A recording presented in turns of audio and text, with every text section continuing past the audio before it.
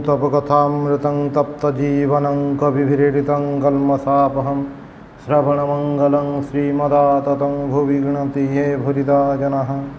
श्री श्री रामकृष्ण कथामृत पंचम खंड पृष्ठा 172। श्रीरामकृष्ण बंकिमंग प्रति केही केही मने करती शास्त्र न पढ़िले बही न पढ़िले ईश्वर लाभ हुए नहीं।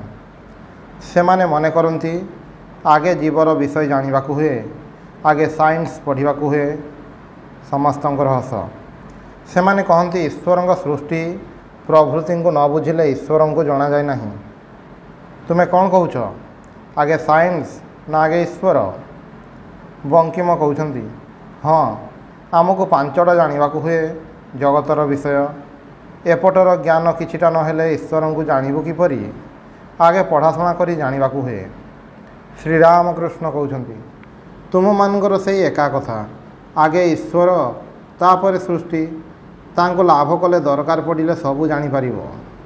जदि कौन सी मते जदू मल्लिकों संगे आलाप कर ताहले जदि तुमर इच्छा थाई जदू मल्लिकों केतोटी घर, केतोटी कंपानी कागज, केतोटी बगीचा यह मध्य जापर। जदू मल्लिक निजे कहीदेवे, किंतु जदि तांको संगे आलाप न हुए घरे प्रवेश करने गले दरवान जदि प्रवेश करने को न दिए ताहले केतोटी घर, केतोटी कंपानी कागज, केतोटी बगीचा ए सब सठिक खबर किपरि जानिब? तांको जानिले सबू जना जाए, किंतु तापर सामान्य विषय जानिबार आउ आकांक्षा आउ रहे नहीं। वेदर यही कथा अच्छी, जे पर्यंत लोकटी को देखा न जाए से पर्यंत ताहार गुणर कथा कह जाए। सामना को आसिले से सब कथा बंद हो जाए। लोके ताकू नहीं व्यस्त रहती, ता संगरे आलाप करी विहड़ हुअंती। सेतेबेले अन्य कथा न थाए। आगे ईश्वर लाभ तापर सृष्टि बा अन्य कथा। वाल्मीकि को राम मंत्र जप करने को दिगला, किंतु तांको कहागला मरा मरा जप कर। म माने ईश्वर आउ रा माने जगत। आगे ईश्वर तापर जगत। एक को जानिले सबू जाना जाए। एक पर जदि 50टा सुन थाए अनेक हो जाए। एक को लिभाई देले आउ किछि रहे नहीं। एक को नहीं अनेक। आगे एक तापर अनेक। आगे ईश्वर तापर जीव जगत। तुमर दरकार ईश्वर को लाभ करिबा। तुम्हें एते जगत सृष्टि साइंस फाइंस एसबू करुछ कहीं? तुमर आंब खाइबा दरकार। बगीचार केते सौ आंब गछ, केते हजार डाल, केते लक्ष कोटी पत्र ए सब खबर रे तुमर काम कौन? तुम्हें आंब खाइबा को आसछ, आंब खाई जाओ। ए संसार को मनुष्य आसी भगवान लाभ पाई सेठी भूली नाना विषय रे मन देवा भल नुहे। आंब खाइबा को आसीछ, आंब खाई जाओ। बंकिम पचारुछंती आंब पाउछु केउठु? श्रीरामकृष्ण कहते तांको व्याकुल होई प्रार्थना कर, आंतरिक हेले से निश्चय शुणिबे। हुए तो एपरी कौन सी सत्संग जुटाई देले जहाँ जो सबू सुविधा हो गला। कई हुए तो कहीदेव एपरी कले ईश्वर को पाइब। बंकिम कहते किए? गुरु। से निजे भल आंब खाई मते खराब आंब दियंती। हस। श्रीरामकृष्ण कहते कहीं हे जार जहाँ पेटरे सहिब। समस्ते कौन पलाउ कालिया खाई हजम करिपारंती? घर को माछ आसिले माँ सब पुओं को पलाउ किंबा कालिया दियंती नहीं।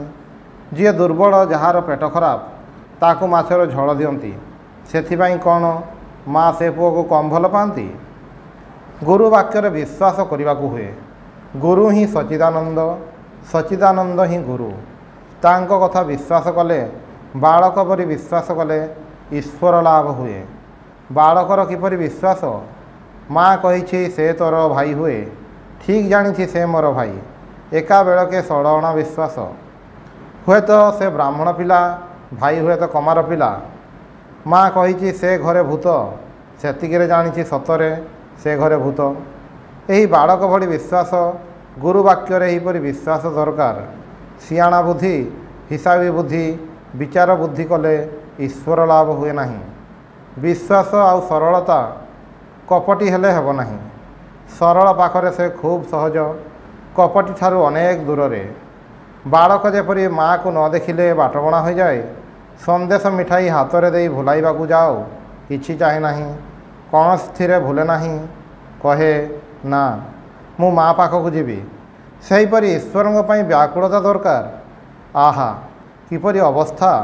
ବାଳକ ଯେପରି ମା ମା କହି ପାଗଳ ହୁଏ, କୌଣସିଥିରେ ଭୁଲେ ନାହିଁ। ଯାହାକୁ ସଂସାରରେ ଏସବୁ ସୁଖ ଭୋଗ ଅଲଣା ଲାଗେ, ଯାହାକୁ ଆଉ କିଛି ଭଲ ଲାଗେ ନାହିଁ, ଟଙ୍କା ମାନ ଦେହ ସୁଖ ଇନ୍ଦ୍ରିୟ ସୁଖ, ଯାହାକୁ କିଛି ଭଲ ଲାଗେ ନାହିଁ, ସେ ଆନ୍ତରିକ ମା ମା କହି କାତର ହୁଏ। ତା ପାଇଁ ମାଆକୁ ସବୁ କାମ ଛାଡ଼ି ଦୌଡ଼ି ଆସିବାକୁ ହୁଏ।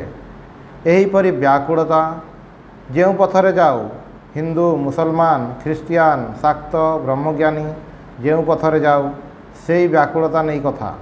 ସେ ତ ଅନ୍ତର୍ଯ୍ୟାମୀ, ଭୁଲ ପଥରେ ଚାଲିଗଲେ ମଧ୍ୟ ଦୋଷ ନାହିଁ। ଯଦି ବ୍ୟାକୁଳତା ଥାଏ, ସେ ପୁଣି ଭଲ ପଥକୁ ଟାଣି ନେବ। ସବୁ ପଥରେ ଭୁଲ ଅଛି। ସମସ୍ତେ ମନେ କରନ୍ତି ମୋର ଘଡ଼ି ଠିକ୍ ଚାଲିଛି, ଆଉ କାହାର ଠିକ୍ ଚାଲୁନାହିଁ। ସେଥିପାଇଁ କାହାର କାମ ଅଟକୁ ନାହିଁ। ବ୍ୟାକୁଳତା ଥିଲେ ସାଧୁସଙ୍ଗ ଜୁଟିଯାଏ। ସାଧୁସଙ୍ଗରେ ନିଜ ଘଡ଼ି ଯଥାସମ୍ଭବ ଠିକ୍ କରି ନେଇ ହୁଏ। ବ୍ରାହ୍ମ ସମାଜରେ ଶ୍ରୀଯୁକ୍ତ ତ୍ରୈଲୋକ୍ୟ ଗୀତ ଗାଉଛନ୍ତି। ଠାକୁର ଶ୍ରୀରାମକୃଷ୍ଣ କୀର୍ତ୍ତନ ଶୁଣୁ ଶୁଣୁ ହଠାତ୍ ଦଣ୍ଡାୟମାନ ହୋଇ ଈଶ୍ୱର ଆବେଶରେ ବାହ୍ୟ ଜ୍ଞାନ ଶୂନ୍ୟ ହେଲେ। ଏକାବେଳକେ ଅନ୍ତର୍ମୁଖ ସମାଧିସ୍ଥ। ଠିଆ ହୋଇ ସମାଧିସ୍ଥ। ସମସ୍ତେ ବେଷ୍ଟନ କରି ଠିଆ ହୋଇଛନ୍ତି।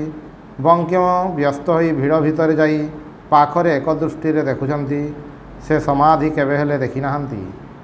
କିଛି କ୍ଷଣ ପରେ ଟିକିଏ ବାହ୍ୟ ଜ୍ଞାନ ଫେରିବା ପରେ ଠାକୁରେ ପ୍ରେମରେ ଉନ୍ମତ୍ତ ହୋଇ ନୃତ୍ୟ କରିବାକୁ ଲାଗିଲେ।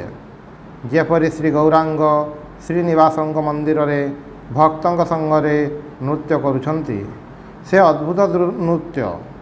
ବଙ୍କିମ ପ୍ରଭୃତି ସବୁ ଇଂରାଜୀ ପଢ଼ା ଲୋକ ସବୁ ଦେଖି ଅବାକ୍। କି ଆଶ୍ଚର୍ଯ୍ୟ! ଏହାର ନାମ କ'ଣ ପ୍ରେମାନନ୍ଦ? ଈଶ୍ୱରଙ୍କୁ ଭଲ ପାଇଲେ ମଣିଷ କ'ଣ ଏତେ ଉନ୍ମତ୍ତ ହୁଏ? ଏହିପରି କ'ଣ ନବଦ୍ୱୀପରେ ଶ୍ରୀ ଗୌରାଙ୍ଗ କରିଥିଲେ?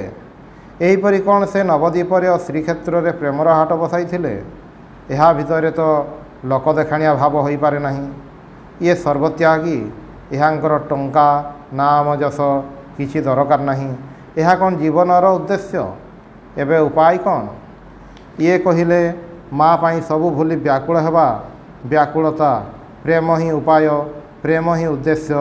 ଠିକ୍ ପ୍ରେମ ହେଲେ ଦର୍ଶନ ହୁଏ।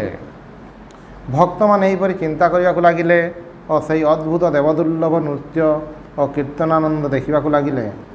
ଠାକୁର ଶ୍ରୀରାମକୃଷ୍ଣଙ୍କ ଚାରିପାଖରେ ସମସ୍ତେ ଦଣ୍ଡାୟମାନ ହୋଇ ଏକ ଦୃଷ୍ଟିରେ ଦେଖୁଛନ୍ତି।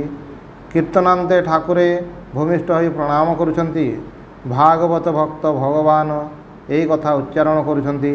ଜ୍ଞାନୀ ଯୋଗୀ ଭକ୍ତ ସମସ୍ତଙ୍କ ଚରଣରେ ପ୍ରଣାମ। ପୁଣି ସମସ୍ତେ ଫେରି ଆସନ ଗ୍ରହଣ କଲେ। ବଙ୍କିମ ଠାକୁରଙ୍କ ପ୍ରତି, ମହାଶୟ ଭକ୍ତି କିପରି ହୁଏ? ଶ୍ରୀରାମକୃଷ୍ଣ କହୁଛନ୍ତି, ବ୍ୟାକୁଳତା। ପିଲା ଯେପରି ମାଆକୁ ନ ଦେଖି ଅସହାୟ ମନେକରି ମାଆକୁ ଦେଖିବାକୁ କାନ୍ଦେ, ସେହିପରି ବ୍ୟାକୁଳତା ହୋଇ ଈଶ୍ୱରଙ୍କ ପାଇଁ କାନ୍ଦିଲେ ତାକୁ ମଧ୍ୟ ଲାଭ କରାଯାଏ। ଅରୁଣୋଦୟ ହେଲେ ପୂର୍ବ ଦିଗ ଲାଲ ହୁଏ। ସେତେବେଳେ ବୁଝାଯାଏ ଯେ ସୂର୍ଯ୍ୟୋଦୟ ହେବା ପାଇଁ ଆଉ ଡେରି ନାହିଁ। ସେହିପରି ଯଦି କାହାର ଈଶ୍ୱରଙ୍କ ପାଇଁ ପ୍ରାଣ ବ୍ୟାକୁଳ ହେବାର ଦେଖାଯାଏ, ସେତେବେଳେ ବେଶ ବୁଝାଯାଏ ଏହି ବ୍ୟକ୍ତିର ଈଶ୍ୱର ଲାଭ ଆଉ ବେଶୀ ଡେରି ନାହିଁ। ଜଣେ ଗୁରୁଙ୍କୁ ପଚାରିଲା, ଆଜ୍ଞା ଈଶ୍ୱରଙ୍କୁ ପାଇବାର ଉପାୟ ବତେଇ ଦିଅନ୍ତୁ। ଗୁରୁ କହିଲେ, ଆସ ମୁଁ ତୁମକୁ ବତେଇ ଦେବି। ଏହା କହି ତାକୁ ସାଥିରେ ନେଇ ଗୋଟିଏ ପୋଖରୀ ପାଖକୁ ନେଇଗଲେ। ଦୁଇ ଜଣ ଯାକ ପାଣିରେ ପଶିଲେ। ଏପରି ସମୟରେ ହଠାତ୍ ଗୁରୁ ଶିଷ୍ୟକୁ ପାଣି ଭିତରେ ଚାପି ଧରିଲେ। କିଛି କ୍ଷଣ ପରେ ଛାଡ଼ିଦେବାରୁ ଶିଷ୍ୟ ମୁଣ୍ଡ ଟେକି ଠିଆ ହେଲା। ଗୁରୁ ପଚାରିଲେ, ତୁମକୁ କିପରି ବୋଧ ହେଉଥିଲା? ଶିଷ୍ୟ କହିଲା, ପ୍ରାଣ ଛାଡ଼ିଯିବା ପରି ବୋଧ ହେଉଥିଲା। ପ୍ରାଣ ଆଉଟ ପାଉଟ ହେଉଥିଲା। ସେତେବେଳେ ଗୁରୁ କହିଲେ, ଈଶ୍ୱରଙ୍କ ପାଇଁ ଯେତେବେଳେ ପ୍ରାଣ ଆଉଟ ପାଉଟ କରିବ, ସେତେବେଳେ ଜାଣିବ ଯେ ତାଙ୍କର ସାକ୍ଷାତକାର ପାଇଁ ଆଉ ଡେରି ନାହିଁ। ତୁମକୁ କହୁଛି, ଉପରେ ଭାସିଲେ କ'ଣ ହେବ? ଗଭୀର ଜଳ ତଳେ ରତ୍ନ ଅଛି। ପାଣି ଉପରେ ହାତ ଗୋଡ଼ ଛାଟିଲେ କ'ଣ ହେବ? ଅସଲ ମାଣିକ ଭାରି ହୁଏ, ପାଣିରେ ଭାସେ ନାହିଁ, ବୁଡ଼ିଯାଇ ପାଣି ତଳେ ଥାଏ। ଅସଲ ମାଣିକ ପାଇବାକୁ ହେଲେ ପାଣି ଭିତରେ ବୁଡ଼ିବାକୁ ହେବ। ବଙ୍କିମ କହୁଛନ୍ତି, ଆଜ୍ଞା କ'ଣ କରିବି, ପଛରେ ସୋଲ ବନ୍ଧା ଅଛି। ସମସ୍ତଙ୍କର ହସ। ବୁଡ଼ି ହୁଏ ନାହିଁ। ଶ୍ରୀରାମକୃଷ୍ଣ କହୁଛନ୍ତି, ତାଙ୍କୁ ସ୍ମରଣ କଲେ ସବୁ ପାପ କଟିଯାଏ। ତାଙ୍କ ନାମରେ କାଳଫାସ କଟିଯାଏ। ବୁଡ଼ିବାକୁ ହେବ, ତା ନହେଲେ ରତ୍ନ ମିଳିବ ନାହିଁ। ଗୋଟିଏ ଗୀତ ଶୁଣ। ବୁଡ଼ ଦିଅ ରୂପ ସାଗରେ ମୋହର ମନ, ତଳେ ପାତାଳେ ପାଇବ ପ୍ରେମ ରତ୍ନଧନ, ଖୋଜିଲେ ପାଇବ ହୃଦୟ ମଝିରେ ବୃନ୍ଦାବନ, ଦିକ୍ ଦିକ୍ କରି ହୃଦୟ ଜଳିବ ଜ୍ଞାନବତୀ ଅନୁକ୍ଷଣ, ମାଟି ଉପରେ ଚଲାଏ ଡଙ୍ଗା କିଏ ସେ ଜନ, କବିର କହେ ଶୁଣ ଶୁଣ ଧ୍ୟାୟ ଗୁରୁ ଶ୍ରୀଚରଣ। ଠାକୁରେ ତାଙ୍କର ସେହି ଦେବଦୁର୍ଲଭ ମଧୁର କଣ୍ଠରେ ଏହି ଗୀତଟି ଗାଇଲେ। ସଭାସ୍ଥ ସମସ୍ତ ଲୋକ ଆକୃଷ୍ଟ ହୋଇ ମନୋଯୋଗ ଦେଇ ଶୁଣିବାକୁ ଲାଗିଲେ। ଗୀତ ସମାପ୍ତ ହେବାରୁ ପୁଣି କଥା ଆରମ୍ଭ ହେଲା ଶ୍ରୀରାମକୃଷ୍ଣ ବଙ୍କିମଙ୍କ ପ୍ରତି। କେହି କେହି ବୁଡ଼ିବାକୁ ଚାହାନ୍ତି ନାହିଁ। ସେମାନେ କହନ୍ତି, ବେଶୀ ଈଶ୍ୱର ଈଶ୍ୱର କରି କ'ଣ ଶେଷ କାଳରେ ପାଗଳ ହୋଇଯିବି। ଈଶ୍ୱରଙ୍କ ପ୍ରେମରେ ମତ୍ତ ବ୍ୟକ୍ତିମାନଙ୍କୁ ସେମାନେ କହନ୍ତି ଯେ ତାଙ୍କର ମୁଣ୍ଡ ଖରାପ ହୋଇଯାଇଛି। କିନ୍ତୁ ଏହିସବୁ ଲୋକମାନେ ଏହା ବୁଝନ୍ତି ନାହିଁ ଯେ ସଚ୍ଚିଦାନନ୍ଦ ଅମୃତର ସାଗର। ମୁଁ ନରେନ୍ଦ୍ରକୁ କହିଥିଲି, ମନେକର ଗୋଟିଏ ସରାରେ ସରାଏ ରସ ଅଛି, ଆଉ ତୁ ମାଛି ହୋଇଛୁ, ତୁ କେଉଁଠାରେ ବସି ରସ ଖାଇବୁ? ନରେନ୍ଦ୍ର କହିଲା, କଡ଼ରେ ବସି ମୁହଁ ବଢ଼ାଇ ଖାଇବି। ମୁଁ କହିଲି, କାହିଁକି? ମଝିରେ ଯାଇ ବୁଡ଼ି କରି ଖାଇଲେ ଦୋଷ କ'ଣ? ନରେନ୍ଦ୍ର କହିଲା, ତାହେଲେ ରସରେ ଲାଖିଯାଇ ମରିଯିବି। ସେତେବେଳେ ମୁଁ କହିଲି, ବାବା ସଚ୍ଚିଦାନନ୍ଦ, ରସ ସେପରି ନୁହେଁ। ଏହି ରସ ଅମୃତ ରସ। ଏଥିରେ ବୁଡ଼ିଲେ ମନୁଷ୍ୟ ମରେ ନାହିଁ, ଅମର ହୁଏ। ତେଣୁ କହୁଛି, ବୁଡ଼ ମାର, କିଛି ଭୟ ନାହିଁ, ବୁଡ଼ିଲେ ଅମର ହୁଅନ୍ତି। ଏଥର ବଙ୍କିମ ଠାକୁରଙ୍କୁ ପ୍ରଣାମ କଲେ, ବିଦାୟ ଗ୍ରହଣ କରିବେ। ବଙ୍କିମ କହୁଛନ୍ତି, ମହାଶୟ, ମୋତେ ଯେତେ ନିର୍ବୋଧ ମନେ କରିଛନ୍ତି ମୁଁ ସେତେ ନୁହେଁ। ଗୋଟିଏ ପ୍ରାର୍ଥନା ଅଛି, ଅନୁଗ୍ରହ କରି କୁଟୀରରେ ଥରେ ପଦଧୂଳି। ଶ୍ରୀରାମକୃଷ୍ଣ କହୁଛନ୍ତି, ଭଲ ହେବ, ଈଶ୍ୱରଙ୍କ ଇଚ୍ଛା ହେଲେ ଯିବି। ବଙ୍କିମ କହୁଛନ୍ତି, ସେଠାରେ ବି ଦେଖିବେ ଭକ୍ତ ଅଛନ୍ତି। ଶ୍ରୀରାମକୃଷ୍ଣ ସହାସ୍ୟ କହୁଛନ୍ତି, କ'ଣ ହେ, ସେଠାରେ କିପରି ଭକ୍ତ? ଯେଉଁମାନେ ଗୋପାଳ ଗୋପାଳ କେଶବ କେଶବ କହିଥିଲେ ସେମାନଙ୍କ ପରି କି? ସମସ୍ତଙ୍କର ହସ। ଜଣେ ଭକ୍ତ କହୁଛନ୍ତି, ମହାଶୟ, ଗୋପାଳ ଗୋପାଳ ଗପଟି କ'ଣ? ଶ୍ରୀରାମକୃଷ୍ଣ ହସି ହସି କହୁଛନ୍ତି, ତେବେ ଗପଟି କହୁଛି ଶୁଣ। ଗୋଟିଏ ଜାଗାରେ ବଣିଆମାନଙ୍କର ଦୋକାନ ଅଛି। ସେମାନେ ପରମ ବୈଷ୍ଣବ। ଗଳାରେ ମାଳା, ତିଳକ ଚିତା, ହାତରେ ହରିନାମରେ ଝୁଲି, ଆଉ ମୁହଁରେ ସର୍ବଦା ହରିନାମ। ସାଧୁ କହିଲେ ଚଳେ। ତେବେ ପେଟ ପାଇଁ ବଣିଆ କାମ କରୁଛନ୍ତି। ସ୍ତ୍ରୀ ଓ ପିଲାମାନଙ୍କୁ ତ ଖୁଆଇବାକୁ ହେବ। ପରମ ବୈଷ୍ଣବ।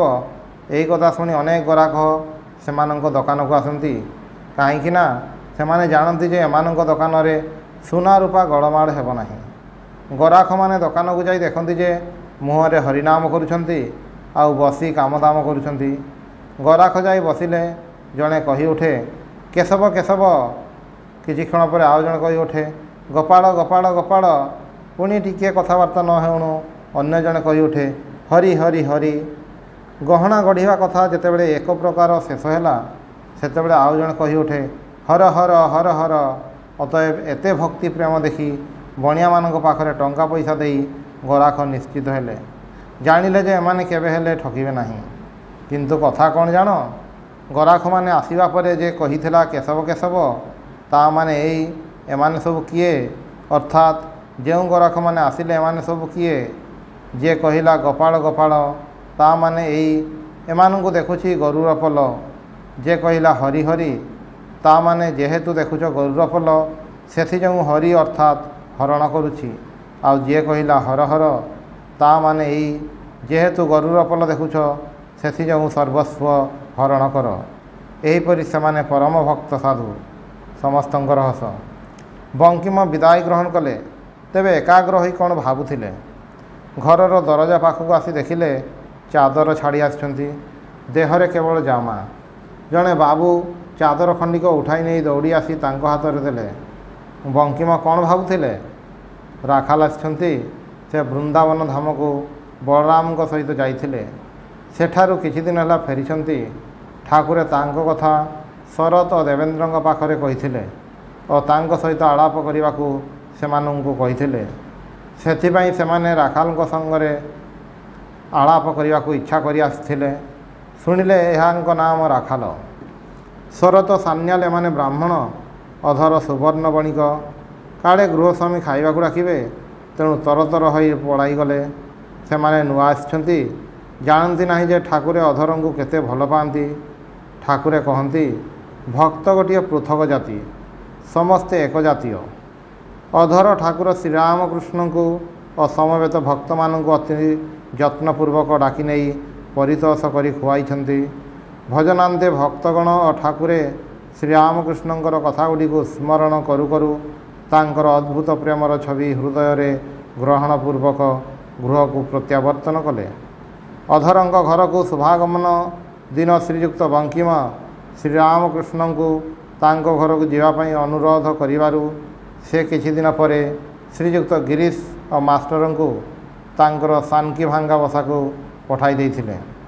ସେମାନଙ୍କ ସହିତ ଶ୍ରୀରାମକୃଷ୍ଣଙ୍କ ସମ୍ବନ୍ଧରେ ଅନେକ କଥା ହେଲା। ଠାକୁରଙ୍କୁ ପୁଣି ଦର୍ଶନ କରିବାକୁ ଆସିବାର ଇଚ୍ଛା ବଙ୍କିମ ପ୍ରକାଶ କରନ୍ତି, କିନ୍ତୁ କାର୍ଯ୍ୟତଃ ଆସିବା ସମ୍ଭବ ହୁଏ ନାହିଁ। 6 ତାରିଖ ଡିସେମ୍ବର 1884 ଖ୍ରୀଷ୍ଟାବ୍ଦରେ ଶ୍ରୀଯୁକ୍ତ ଅଧରଙ୍କ ଘରକୁ ଠାକୁର ଶ୍ରୀରାମକୃଷ୍ଣ ଶୁଭାଗମନ କରିଥିଲେ ଓ ଶ୍ରୀଯୁକ୍ତ ବଙ୍କିମ ବାବୁଙ୍କ ସହିତ ଆଳାପ କରିଥିଲେ। ପୂର୍ବରୁ ଏହିସବୁ କଥା ବିବୃତ ହୋଇଅଛି। ଏହି ଘଟଣାର କିଛି ଦିନ ପରେ ଅର୍ଥାତ୍ 27 ତାରିଖ ଡିସେମ୍ବର ଶନିବାର ଦିନ ଠାକୁର ଶ୍ରୀରାମକୃଷ୍ଣ ପଞ୍ଚବଟୀ ମୂଳରେ ଦକ୍ଷିଣେଶ୍ୱରରେ ଭକ୍ତମାନଙ୍କ ସଙ୍ଗରେ ବଙ୍କିମ ପ୍ରଣୀତ ଦେବୀ ଚୌଧୁରାଣୀର କେତେକ ଅଂଶ ପାଠ ହେବାର ଶୁଣିଥିଲେ ଓ ଗୀତୋକ୍ତ ନିଷ୍କାମ କର୍ମ ବିଷୟରେ ଅନେକ କଥା କହିଥିଲେ। ଶ୍ରୀରାମକୃଷ୍ଣ ପଞ୍ଚବଟୀ ମୂଳ ବେଦୀ ଉପରେ ଭକ୍ତଙ୍କ ସହିତ ବସିଥିଲେ। ମାଷ୍ଟରଙ୍କୁ ପାଠ କରି ଶୁଣାଇବାକୁ କହିଲେ। କେଦାର, ରାମ, ନିତ୍ୟଗୋପାଳ, ତାରକ, ପ୍ରସନ୍ନ, ସୁରେନ୍ଦ୍ର ପ୍ରଭୃତି ଅନେକ ଉପସ୍ଥିତ ଥିଲେ। ଓଂ ନିରଞ୍ଜନମ୍ ନିତ୍ୟମନନ୍ତରୂପମ୍ ଭକ୍ତାନୁକମ୍ପାଦିତବିଗ୍ରହଂ ବୈ ଈଶାବତାରଂ ପରମେଶମିଡ୍ୟଂ तं ରାମକୃଷ୍ଣଂ ଶିରସା ନମାମି।